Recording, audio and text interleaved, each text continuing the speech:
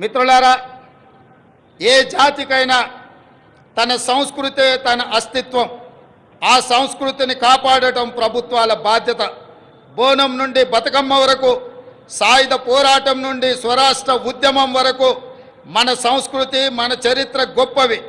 సమ్మక్క సారలమ్మ నుండి జోగులాంబ వరకు, భద్రాద్రి రాముడు నుంచి కొమరం భీముడి వరకు అమరుల త్యాగాలు, హక్కుల ఉద్యమాల వంటి వాటితో తెలంగాణ గొప్ప చారిత్రక వారసత్వాన్ని కలిగి ఉంది.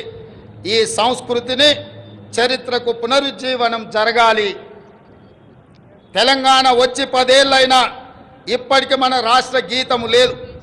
ఉద్యమ కాలంలో ఉవ్వెత్తున స్ఫూర్తిని రగల్చిన జయ జయ హే తెలంగాణ జననీ జయ కేతనం గేయమే మన రాష్ట్ర అధికార గీతం కావాలని ఆనాడు ఆశించాం. సహజ కవి అందశ్రీ రచించిన ఈ గేయం మన రాష్ట్ర గేయంగా ఉంటుందని విశ్వసించాం. ప్రజల ఆకాంక్షల మేరకు ఈ పర్వదినాన జయ జయ హే తెలంగాణ గీతాన్ని రాష్ట్ర అధికార గీతంగా సగర్వంగా మా ప్రభుత్వం ప్రకటిస్తున్నది. చిహ్నం ఒక జాతి చరిత్రకు అద్దం పడుతుంది. జాతి చరిత్ర మొత్తం నిక్షిప్తమై ఉండేది చిహ్నంలో మాత్రమే. తెలంగాణ అంటే ధిక్కారం, తెలంగాణ అంటే పోరాటం. రాష్ట్ర అధికారిక చిహ్నంలో అది ప్రతిబింబించాలి. ఆ దశగా ప్రజాప్రభుత్వం నూతన చిహ్నాన్ని రూపొందించే పనిలో ఉంది.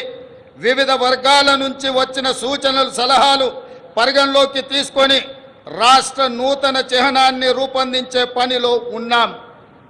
అదేవిధంగా మిత్రులారా, ఉద్యమ సమయంలో ప్రజలు టీజీ అనే ఇంగ్లీష్ అక్షరాలను తెలంగాణకు సంక్షిప్త అక్షరాలుగా నిర్ధారించారు.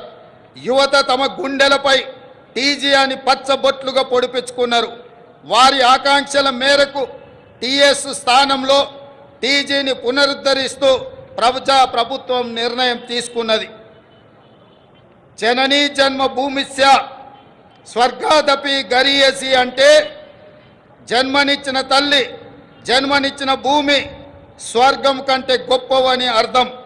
తెలంగాణ తల్లి 4 కోట్ల ప్రజల యొక్క ఆకాంక్ష ప్రతిరూపంగా ఉండాలి.